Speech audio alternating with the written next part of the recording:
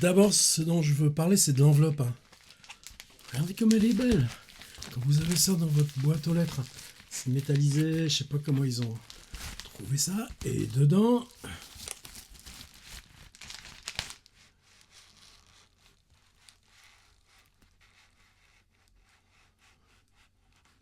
j'ai 2 exemplaires. On y reviendra à la fin de la vidéo. Pensez à rester jusque-là.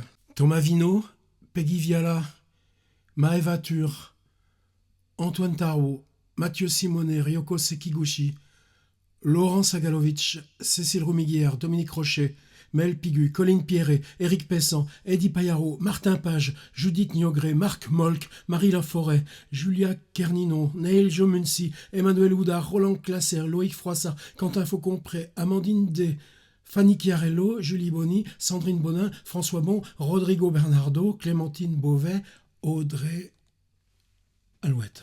J'étais justement en train de reprendre une fois de plus ce livre qui s'appelle Au bonheur des listes. Et Mastoc, vous avez rien remarqué sur la liste ici? D'abord, elle est en ordre inverse, en ordre alphabétique inverse. Vous voyez ça souvent. On commence par Thomas Vino, après Peggy Viala. Et moi, où je suis juste tout à la fin. Julie Bonny, Sandrine Monini, François Bon, Rodrigo Bernardo. C'est une liste qui vous fait penser à quoi? À des écrivistes et plumivins ou plumitifs d'écrivisterie. Ouais, mais Thomas Vino, d'accord. Peggy Viala, elle est peintre. Quentin Faucon-Pré, il est dessinateur. Ça parle des artistes ou des écrivains? En même temps, nous, si on est écrivain, on n'est pas forcément artiste. Et dans la liste, il y avait 2 noms. Colline Pierret, Martin Page. Ils se sont glissés là, l'air de rien. Mais moi, je vous le dis, c'est un petit peu spécial. C'est quand même eux 2 qui ont concocté toute l'affaire. Un autre truc qui est important, c'est le petit logo Monstrographe. D'abord, tout simplement, vous aurez la possibilité de vous faire livrer le bouquin à domicile. Dans une belle enveloppe, aussi belle que celle que j'ai reçue moi. Peut-être qu'on pourrait y regarder de plus près. Ah ouais. Puis alors, vous savez, quand je l'ai reçu, l'enveloppe avec les bouquins en 2 exemplaires, première chose que j'ai fait, c'est de balancer ça sur Instagram. J'avais mis une vanne, et penser qu'on laisse des gens publier des bouquins avec ce titre-là. Et ben, alors évidemment, il y a pas mal de copains, ils sont prévenus parce qu'on a déjà fait un peu de buzz là-dessus. Mais il y en a d'autres, ils ont pris ça au sérieux, premier degré. Pour ça qu'il faut qu'on aille y voir. Figurez-vous qu'à tout le monde, ils ont envoyé les mêmes questions. Moi, j'avais reçu ces 20 questions d'un seul coup. Et ça me tarabustait. Je l'ai fait le soir même. Évidemment, concentré. Mais après, je leur ai dit à Martin Page et Colline Pierret, mais est-ce qu'on pourrait pas imaginer une autre forme de livre où tous les soirs, puisqu'on avait 3 mois pour répondre, mais moi j'avais répondu dès le premier soir. Je leur ai dit, mais est-ce que je pourrais pas répondre chaque soir aux questions, et puis on verrait bien les différences. Et peut-être le livre, ce serait 90 réponses aux mêmes questions. Bon, ça s'est pas fait comme ça. Je l'ouvre. As-tu vraiment besoin de manger, Thomas Vino? Que réponds-tu quand on te demande quel est ton métier? Depuis 1 an, je réponds que j'écris des livres. Avant, je répondais que j'étais en congé parental. Et avant encore, ça dépendait de qui me posait la question. J'ai travaillé dans un centre culturel pendant quelques années, mais je ne savais pas quelle dénomination avait mon emploi jusqu'à ce que je demande un congé parental. As-tu un problème existentiel avec lequel tu tentes de dialoguer? L'existence en elle-même est un problème existentiel. Non. Créer, c'est quoi? Une façon d'apprendre à recevoir et à rendre. Commencer une œuvre, c'est quoi? Un joyeux chantier. Comment sais-tu qu'une œuvre est achevée? Je n'utilise pas le mot œuvre, plutôt projet. J'en ai fini quand le bidule retombe sur ses pattes et qu'il me sort par les yeux. Pourquoi crées-tu ce que tu crées? Parce que je n'arrive pas encore à écrire ce que je voudrais écrire. À qui t'adresses-tu quand tu crées? Je vous dis pas la réponse. Quel rapport ton travail entretient-il avec la réalité? Laquelle? Je pense que la réalité n'est pas une limite. Plus on s'en approche, plus elle s'élargit. Toujours les réponses de Thomas Vino. Alors les questions, vous entendez bien, je dis pas italique question, mais c'est celle qu'on a tous reçues. Que pense l'enfant ou l'adolescent que tu étais de ton travail? Jamais on m'avait demandé ça.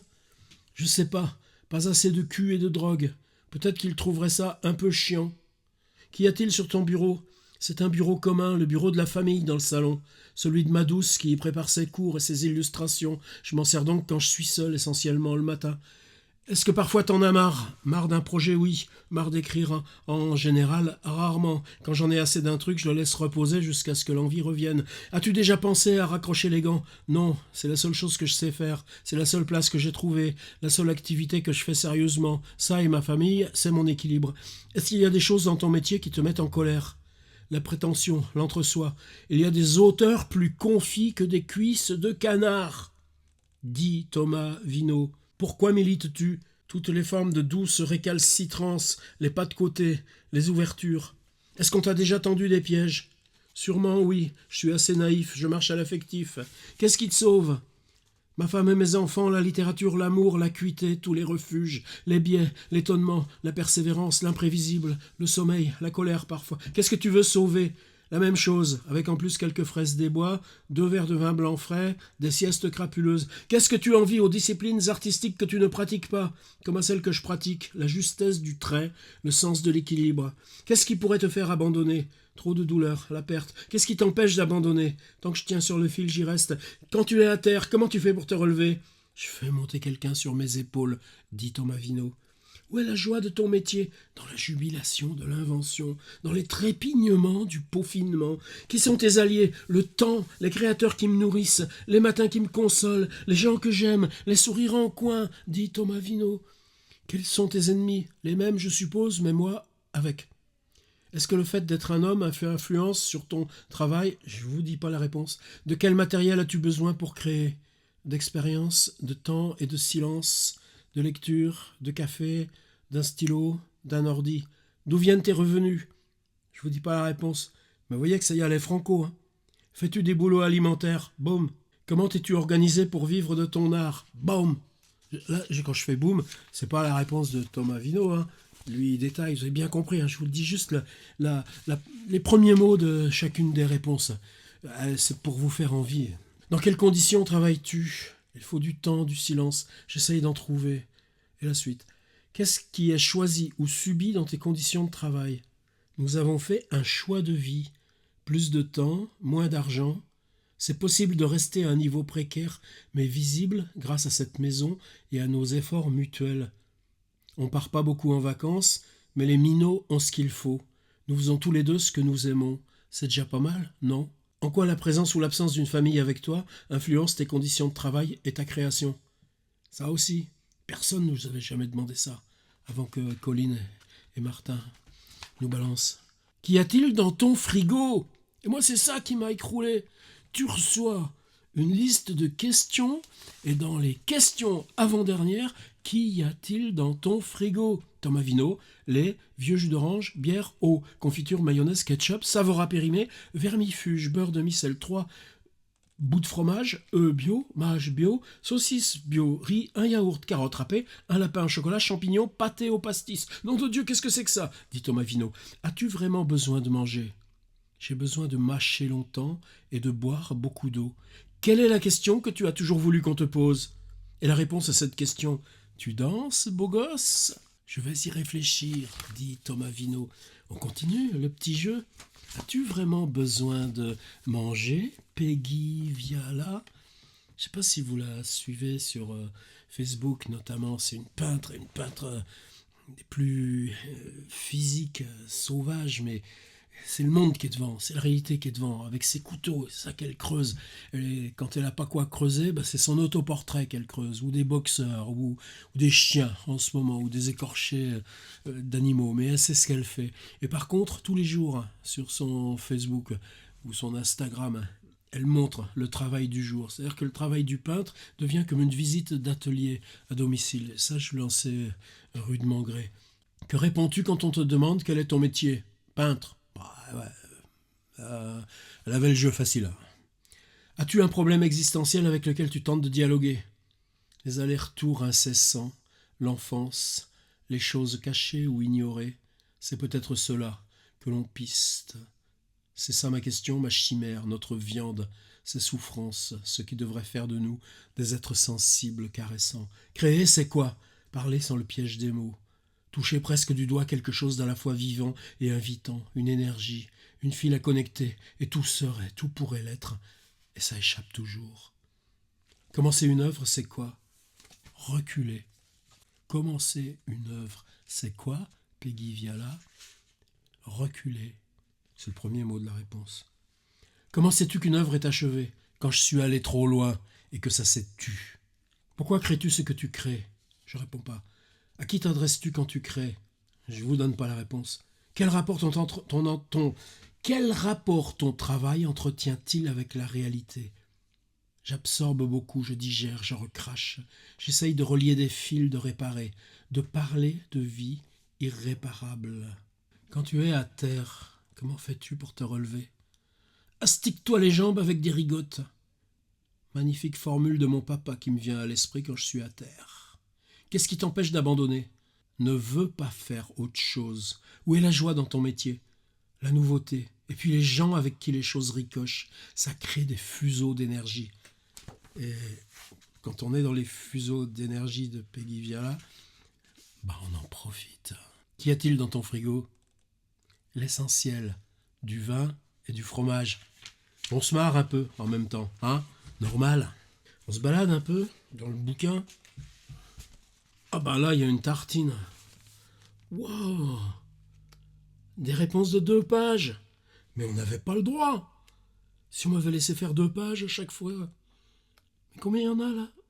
20, 22, 23, 24. Papa, amoureux, fils, frère, ami, artiste, écrivain, Martin Page. Oh bah ouais. Alors c'est lui qui fait le bouquin, et monsieur se prend plus de 20 pages au milieu. Qu'y a-t-il dans ton frigo? Des choses classiques. Et du tempeh, du seitan, des graines de lin moulu, du tofu, de la panisse, parfois du natto, de l'opti 3, de la B12, des algues, du fromage végétal, du houmous, du lait végétal, et comme notre fils est végétarien, du fromage et des œufs. Il y a aussi quelques aliments tout faits, même industriels, parce que certains soirs on est crevé. Des boulettes, des falafels, des nuggets vegan, un bocal de raviolis aux légumes, de la soupe surgelée, ça nous sauve la vie. C'est important à dire et à défendre. Nos vies ne sont pas idéales. Est-ce qu'il y a des choses dans ton métier qui te mettent en colère? Je suis en colère quand je constate que les écrivains sont les moins bien traités du monde du livre. Milieu richissime, je veux dire, entre l'argent public et l'argent privé, on parle de milliards. Les facs de lettres devraient accueillir obligatoirement des écrivains, et par pitié, pas seulement les habituels écrivains respectables adulés, mais aussi des auteurs de littérature jeunesse, de genre, de chick lit, de bande dessinée indé et mainstream, des poètes. Pour donner des cours de creative writing, les bibliothèques devraient accueillir obligatoirement un écrivain en résidence, seul ou, s'il le désire, avec sa famille. Les artistes devraient être le centre du monde de l'art, et ils en sont les prolétaires. De ce statut, tirons une conséquence. Nous devrions être solidaires avec tous ceux qui galèrent. Mais j'en fais quoi de ma colère? L'idée pour moi est d'être efficace aussi. Et parfois dire les choses frontalement n'est pas efficace. Je tâtonne sur ces questions. Je suis souvent un peu perdu. J'ai à cœur de ne plus porter que des escopetarus. C'est une arme de douceur. Le patron du bouquin, il méritait bien de prendre 4 pages. Pour sa colère, puis 24 pour le tout. Ah, mais il est juste à côté. Celui-là, c'est un copain aussi. Éric Pessan. Que réponds-tu quand on te demande quel est ton métier? Je dis que je suis écrivain. Si la conversation s'engage, j'explique que j'écris des romans, des textes pour la jeunesse, du théâtre et de la poésie. Si la question est purement administrative, je réponds que c'est mon seul métier. Je cotise pour ma sécurité sociale et ma retraite grâce à ce travail. Commencer une œuvre, c'est quoi? L'exaltation de ce qui va être. Parfois, j'ai du mal à savoir à quel moment je commence vraiment à écrire un texte. Je prends des notes, je creuse des idées, je me documente sur un sujet et je réalise que j'ai déjà commencé à écrire. As-tu déjà pensé à raccrocher les gants? Objectivement, j'ai 48 ans, j'ai travaillé dans l'animation socio-culturelle, j'ai préparé un DFA, diplôme permettant de diriger un centre socio-culturel, mais j'ai écrit mon premier roman plutôt que mon mémoire. J'ai travaillé quelques années comme directeur d'antenne d'une radio associative. Cela fait presque 15 ans que je n'ai d'autre métier qu'écrivain. Soyons réalistes, je suis totalement mort sur le marché du travail.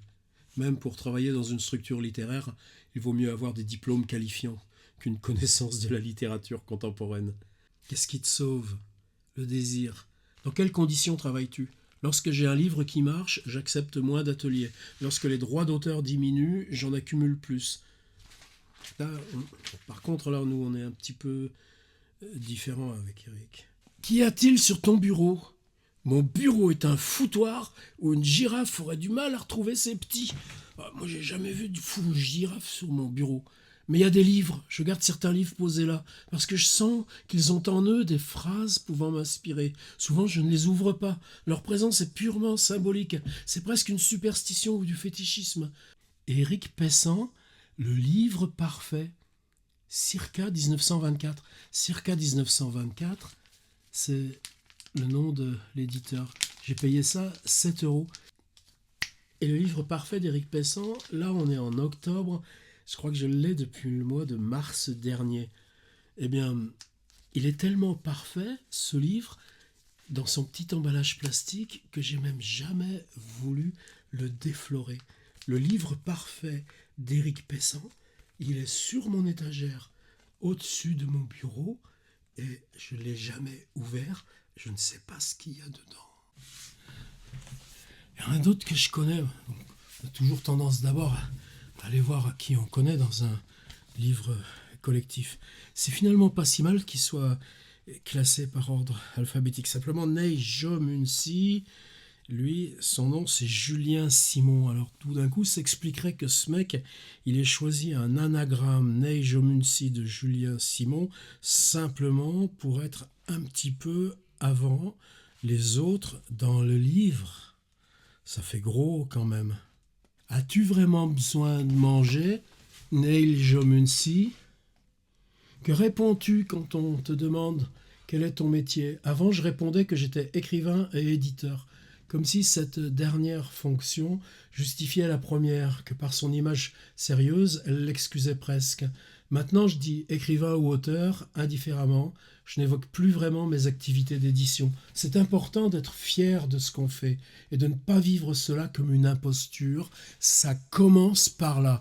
Puis je le découvre en même temps que vous, le truc. Bon, Julien Simon, Neil Jomunsi, il y a longtemps qu'on se connaît.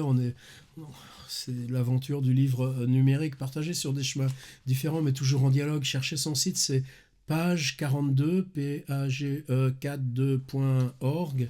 Et bon, pareil, on n'a pas besoin d'être d'accord. Il est un peu chien fou, il cherche dans tous les coins et ça fait du bien à tout le monde. Pourquoi crées-tu ce que tu crées? J'écris ce que j'écris parce que j'ai l'impression que ce sont des réponses adaptées aux questions que je me pose. Commencer une œuvre, c'est quoi? Beaucoup d'excitation. Je ne compte plus les histoires que j'ai commencées. Par contre, je peux compter celles que j'ai terminées. Là aussi, qu'est-ce qu'on est différents chacun les uns les autres? Qu'y a-t-il sur ton bureau? J'ai pas de bureau. J'ai un ordinateur portable que je pose où bon me semble, selon l'inspiration, la lumière, la position, etc. Pareil pour le papier et les crayons. J'ai quand même une trousse que je perds régulièrement. Maintenant que j'ai un garage, j'ai installé un petit atelier de reliure et de sérigraphie. Autant pour l'écriture, je n'ai pas de base fixe, autant j'avais très envie d'en avoir une pour mes activités manuelles. Alors c'est quoi ces activités manuelles? Je vous ai dit, Martin Page, Colline Pierret ont créé ce monstrographe. Si vous voulez vous balader sur monstrographe.com, vous trouverez tous ces petits livres artisanaux mais qui sont de la provoque, avec du dessin, avec des trucs qui grattent, quoi. Et je pense qu'on est tous comme maintenant, c'est-à-dire, est-ce que les artistes ont besoin de manger? Eh bien, simplement, on se débrouille. apprendre à se débrouiller, ça veut dire que si simplement, comme les ramoneurs des cheminées, vous savez, il y a la cheminée, on prend l'espèce de balai à hérisson au bout d'un manche, et puis on monte jusque ça coince en haut.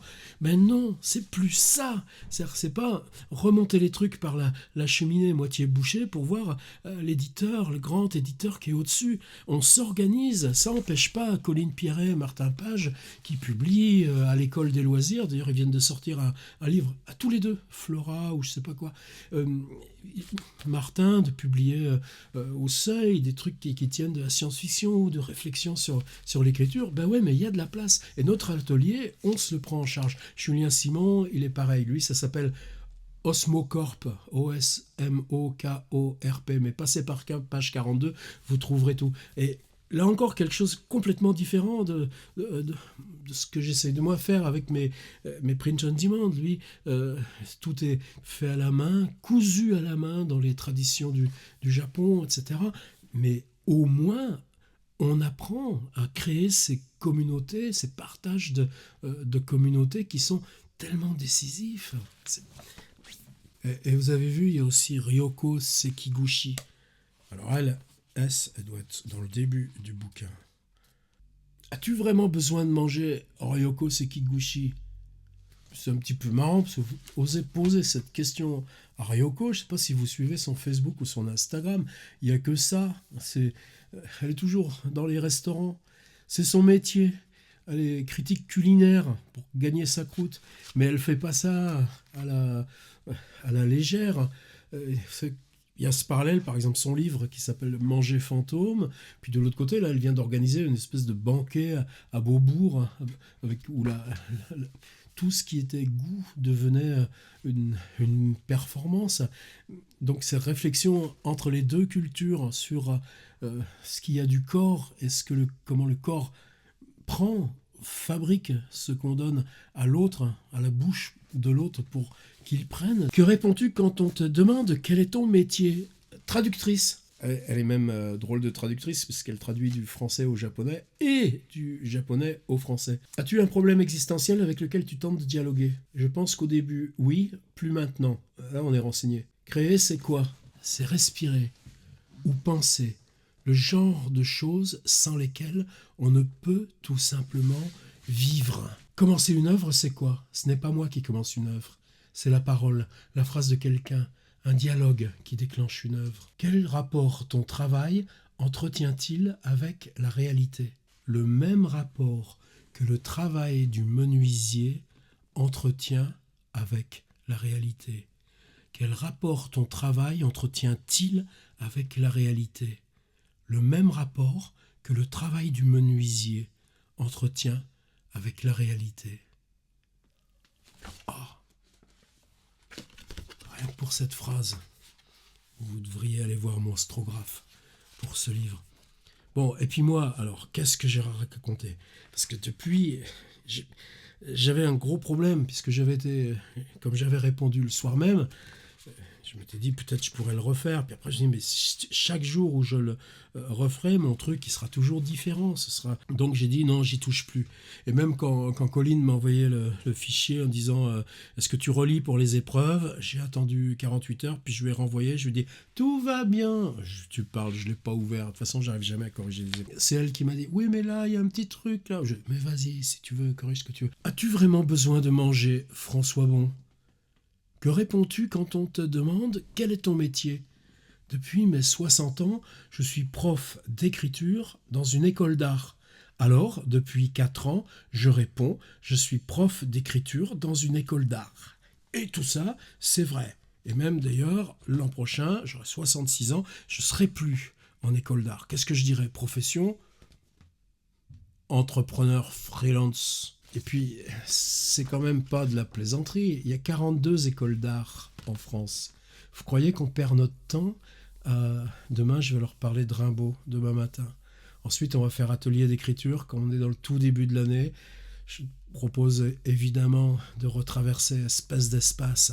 Ils en font quoi de l'écriture? C'est avancer sur soi, mais c'est aussi avancer pour rejoindre sa peinture ou sa musique ou son film. Alors, est-ce que dans les écoles d'art en France, qu'on soit 3 prof d'écriture sur 42 écoles, vous trouvez vraiment qu'il n'y a pas un schmilblick là pour la question posée par le titre? Les artistes ont-ils vraiment besoin de manger? Moi, c'est bizarre parce que c'est une école nationale supérieure d'art et on est classé comme prof de collège. Et tout est à l'ancienneté, ce qui incite pas forcément ni au renouvellement, ni à conjurer la tentation de la pantoufle. Je parle très gentiment.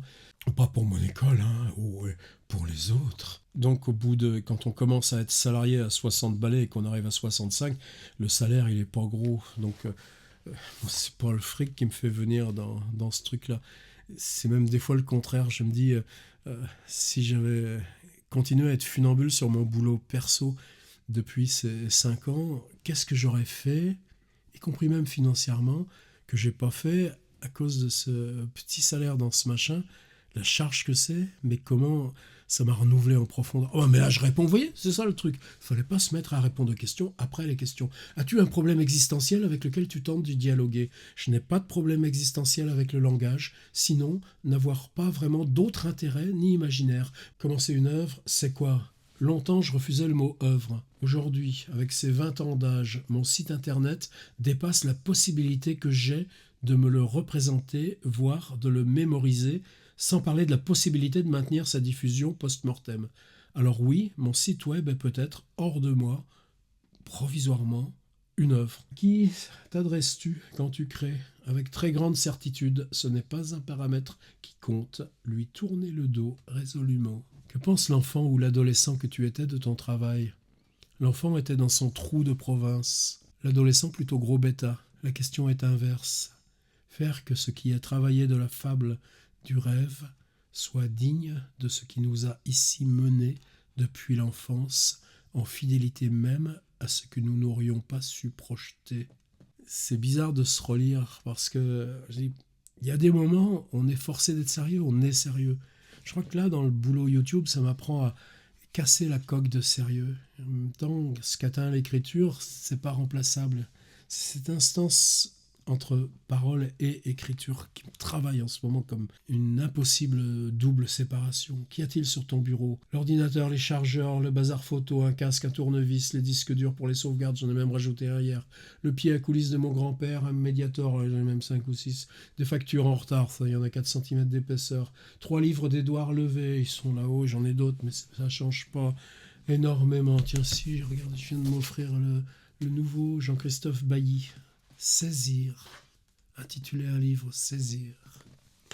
Je l'ai acheté juste tout à l'heure. Est-ce que parfois tu en as marre? Jamais plus de 3 fois par jour. Je leur ai répondu ça à Colline et Martin. On déconne un peu? Ouais, on déconne un peu.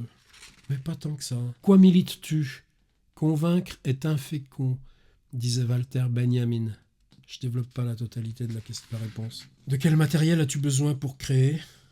D'une tête en paix. Du temps pour marcher, sédimenter le rêve de silence, l'ordi vient après.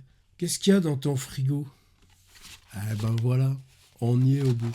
Qu'est-ce qu'il y a dans mon frigo? J'ai fait l'expérience l'autre jour. J'ai filmé ce frigo que vous voyez là. J'ai mis mon appareil photo dedans. J'ai refermé la porte. Quand j'ai rouvert la porte un peu plus tard, l'appareil était tout frais, tout froid. Mais ça doit lui faire du bien à lui aussi, un peu de frais. Qu'est-ce qu'il y avait dans le frigo? L'outil d'écriture, ou bien la preuve que l'appareil photo est devenu l'outil d'écriture. J'ai même failli l'autre jour, quand ils m'ont envoyé ce bouquin, je dire, allez, je vais chez Emmaüs, avec un billet de 20 balles, je rachète un vieux frigo qui marche ou qui marche pas, puis je le porterai à la déchetterie après. Je me filme tout seul sur un rond-point ou un terrain vague, mais j'ai pas eu le temps. Mais c'est ce que j'aurais voulu faire à cause de cette question. Il y a quoi dans ton frigo? Et puis 30 belous qui répondent ce qu'ils ont dans le frigo. Alors regardez, on arrive à la fin. Vous avez été patients, vous êtes super gentils. Eux, dans la belle enveloppe rouge, ils m'ont envoyé 2 bouquins. Il y en a un là que je viens de feuilleter, tripoter, et puis l'autre qui est complètement intact. Eh bien, au 50e commentaire sur la vidéo, je tire au sort la personne qui l'embarque. J'ai raison de dire 50 ou faut que je dise 80? Allez, 80. au 80e commentaire sous la vidéo, par tirage au sort, je remets ce livre intact dans sa belle enveloppe rouge transmise par Colline Pierret et Monstrographe du site. Je l'insère dans une enveloppe blanche qui les contient tous et je l'envoie à l'heureux bénéficiaire. Parce que figurez-vous que cette question, d'où ça vient, tellement marre de ces trucs où on n'est pas payé, tellement marre de ces trucs où comment vous êtes traité. Bon, moi je suis passé un peu de l'autre côté, j'ai du vieux cuir. La question fondamentale pour moi elle est là. Quand j'ai commencé mon premier bouquin, j'avais 29 ans, 1982. Ben, pour moi, écrire un bouquin pendant 2-3 ans, j'avais eu un an de chômage. Après, qu'est-ce que je faisais? Ben, je corrigeais des thèses. J'avais une machine à écrire électrique. Et puis, ça avait commencé avec mon prof de philo, Rui Fausto, celui qui m'a introduit à la logique de Hegel, et puis qui m'a dit en voyant, il faut que tu lises Adorno. Et Rui terminait sa thèse sur Karl Marx. Je me suis retrouvé dans sa cuisine lui corriger les Brésiliens, les petits trucs de grammaire, des trucs comme ça. Et ça m'a fait avancer comme un dingue. Après, il m'a dit, mais tiens, une telle, et c'est une thèse sur Proust. Après, la fille, j'ai rajouté des pages par-ci, par-là. Je disais, mais ça fait rien, là, ici, attends, là, c'est moi qui ai écrit ça, parce que ça me venait, je l'enlève. Ah non, non, non, tu laisses, tu laisses. Et puis, bon, je me suis débrouillé. Et puis ensuite, une fois le premier livre publié, eh ben, il y a eu, j'ai fait des stages d'écriture avec Gérard Noiret. Et puis ensuite, mais en tout cas, jamais plus je n'ai retravaillé de mes 29 ans jusqu'à mes 60 ans, où je suis entré dans cette école d'art. Et encore, je vous dis, c'est pas un truc financier par rapport à tout ce que ça chamboule, bouleverse, reconfigure en vous, et qui fait que je suis content aussi là maintenant de repartir faire autre chose. Mais pour ceux qui démarrent à 30 balais, pour les gens comme Martin Page, Colline Pierret, Éric Pessan et tant d'autres là qui sont dans le truc, cette question-là, il fait quoi l'auteur dans la société? Et comment on s'organise, nous, pour y arriver de toute façon, sans rien demander à personne. Et comment le web, ça peut nous servir à ça. Ben, c'est ça qui, forcément, résonne ultra fort. Et vous avez vu, j'en ai lu qu'un tout petit bout de tous les petits bouts qui se mêlent ici. Le livre fait plus de 320 pages. Allez aux monstrographes. Allez leur montrer qu'ils n'ont pas bossé pour rien. Ok ?